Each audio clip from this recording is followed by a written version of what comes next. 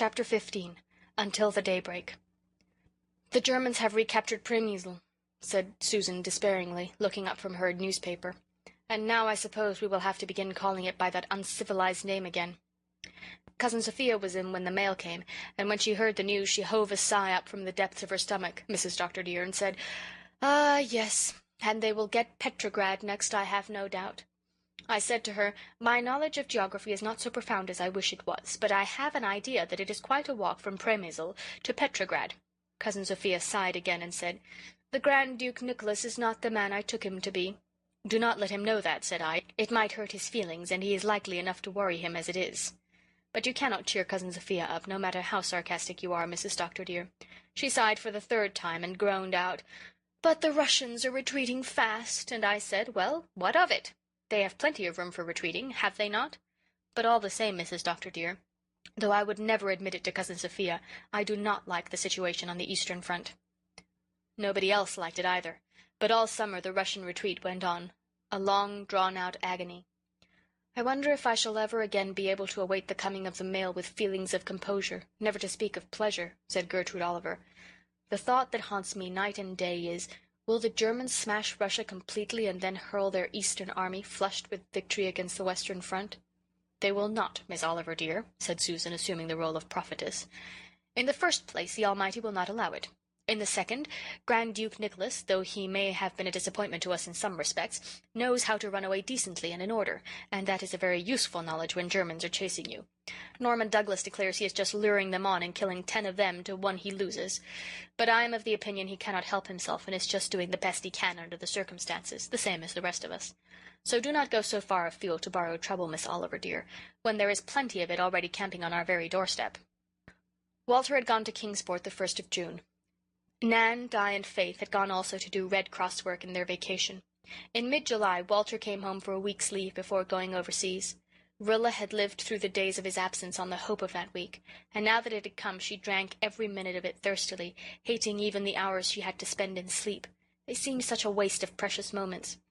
In spite of its sadness, it was a beautiful week, full of poignant, unforgettable hours when she and Walter had long walks and talks and silences together. He was all her own, and she knew that he found strength and comfort in her sympathy and understanding. It was very wonderful to know she meant so much to him. The knowledge helped her through moments that would otherwise have been unendurable, and gave her power to smile, and even to laugh a little. When Walter had gone she might indulge in the comfort of tears, but not while he was here. She would not even let herself cry at night, lest her eyes should betray her to him in the morning. On his last evening at home they went together to Rainbow Valley and sat down on the bank of the brook under the White Lady, where the gay revels of olden days had been held in the cloudless years. Rainbow Valley was roofed over with a sunset of unusual splendor that night.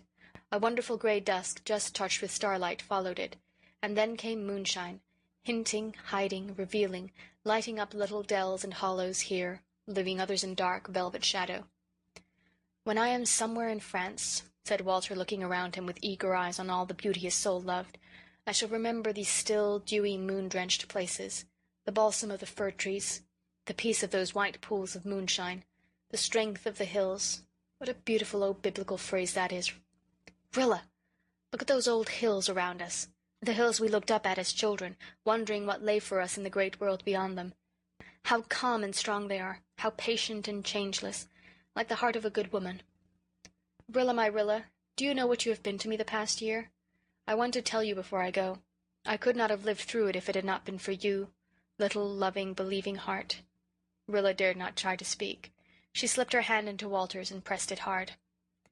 "And when I'm over there, Rilla, in that hell upon earth which men who have forgotten God have made, it will be the thought of you that will help me most. I know you'll be as plucky and patient as you have shown yourself to be this past year. I'm not afraid for you. I know that no matter what happens, you'll be Rilla, my Rilla, no matter what happens." Rilla repressed tear and sigh, but she could not repress a little shiver, and Walter knew that he had said enough. After a moment of silence in which each made an unworded promise to each other, he said, "Now we won't be sober any more. We'll look beyond the years, to the time when the war will be over and Jem and Jerry and I will come marching home and we'll all be happy again." "We won't be happy in the same way," said Rilla. "No, not in the same way. Nobody whom this war has touched will ever be happy again in quite the same way. But it will be a better happiness, I think, little sister. A happiness we've earned. We were very happy before the war, weren't we? With a home like Ingleside and a father and mother like ours, we couldn't help being happy. But that happiness was a gift from life and love. It wasn't really ours. Life could take it back at any time. It can never take away the happiness we win for ourselves in the way of duty. I've realized that since I went into khaki. In spite of my occasional funks when I fall to living over things beforehand, I've been happy since that night in May. Rilla, be awfully good to Mother while I'm away. It must be a horrible thing to be a mother in this war. The mothers and sisters and wives and sweethearts have the hardest times. Rilla, you beautiful little thing, are you anybody's sweetheart? If you are, tell me before I go. No, said Rilla. Then, impelled by a wish to be absolutely frank with Walter in this talk that might be the last they would ever have, she added, blushing wildly in the moonlight, "But if Kenneth Ford wanted me to be—" "I see," said Walter. "And Ken's in khaki, too. Poor little girlie. It's a bit hard for you all round. Well, I'm not leaving any girl to break her heart about me, thank God for that." Rilla glanced up at the manse on the hill. She could see a light in Una Meredith's window. She felt tempted to say something, but she knew she must not. It was not her secret. And anyway, she did not know. She only suspected. Walter looked about him lingeringly and lovingly. This spot had always been so dear to him. What fun they all had had here, lang syne. Phantoms of memory seemed to pace the dappled paths and peep merrily through the swinging boughs. Jem and Jerry, bare-legged, sunburned schoolboys, fishing in the brook and frying trout over the old stone fireplace. Nan and Di and Faith in their dimpled, fresh-eyed, childish beauty. Una the sweet and shy. Carl poring over ants and bugs. Little slangy, sharp-tongued, good-hearted Mary Vance. The old Walter that had been himself lying on the grass reading poetry or wandering through palaces of fancy. They were all there around him. He could see them almost as plainly as he saw Rilla, as plainly as he had once seen the Pied Piper piping down the valley in a vanishing twilight. And they said to him, those gay little ghosts of other days, "We were the children of yesterday, Walter. Fight a good fight for the children of today and tomorrow." "Where are you, Walter?" cried Rilla, laughing a little. "Come back, come back." Walter came back with a long breath. He stood up and looked about him at the beautiful valley of moonlight, as if to impress on his mind and heart every charm it possessed. The great dark plumes of the firs against the silvery sky, the stately white lady, the old magic of the dancing brook, the faithful tree-lovers, the beckoning tricksy paths. "I shall see it so in my dreams," he said as he turned away. They went back to Ingleside. Mr. and Mrs. Meredith were there, with Gertrude Oliver, who had come from Lowbridge to say good-bye. Everybody was quite cheerful and bright, but nobody said much about the war being soon over, as they had said when Jem went away. They did not talk about the war at all, and they thought of nothing else. At last they gathered around the piano and sang the grand old hymn. "O God, our help in ages past, our hope for years to come, our shelter from the stormy past, and our eternal home." "We all come back to God in these days of soul-sifting," said Gertrude to John Meredith. "There have been many days in the past when I didn't believe in God, not as God, only as the impersonal great first cause of the scientists. I believe in him now. I have to. There's nothing else to fall back on but God, humbly, starkly, unconditionally. Our help in ages past. The same yesterday, today, and forever," said the minister gently. "When we forget God, he remembers us." There was no crowd at the Glen station the next morning to see Walter off. It was becoming commonplace for a khaki-clad boy to board that early morning train after his last leave. Besides his own, only the manse folk were there, and Mary Vance. Mary had sent her Miller off the week before with a determined grin, and now considered herself entitled to give expert opinion on how such partings should be conducted. "The main thing is to smile and act as if nothing was happening," she informed the Ingleside group. "The boys all hate the sob act like poison. Miller told me I wasn't to come near the station if I couldn't keep from bawling.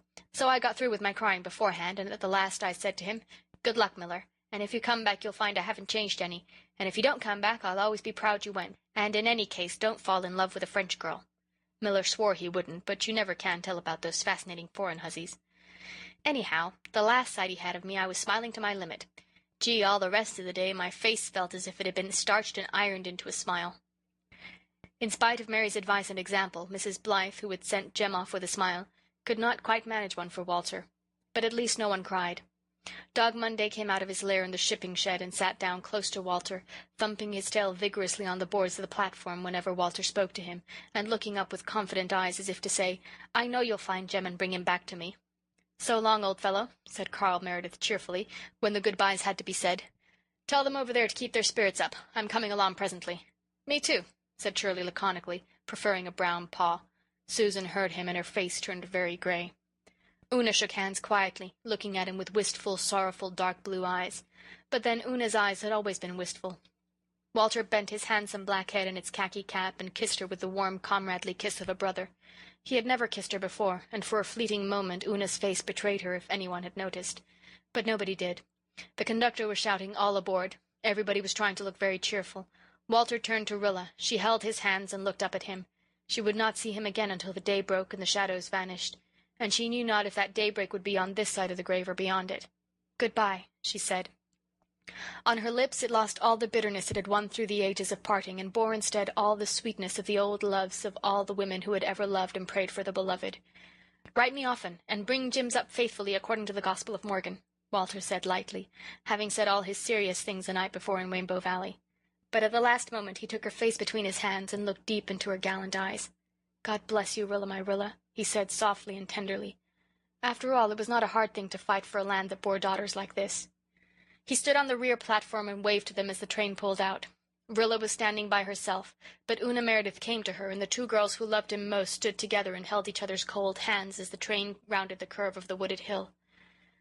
Rilla spent an hour in Rainbow Valley that morning about which she never said a word to anyone. She did not even write in her diary about it. When it was over, she went home and made rompers for Jims. In the evening she went to a Junior Red Cross committee meeting and was severely businesslike. "You would never suppose," said Irene Howard to Olive Kirk afterwards, "that Walter had left for the front only this morning. But some people really have no depth of feeling. I often wish I could take things as lightly as Rilla Blythe." End of chapter 15.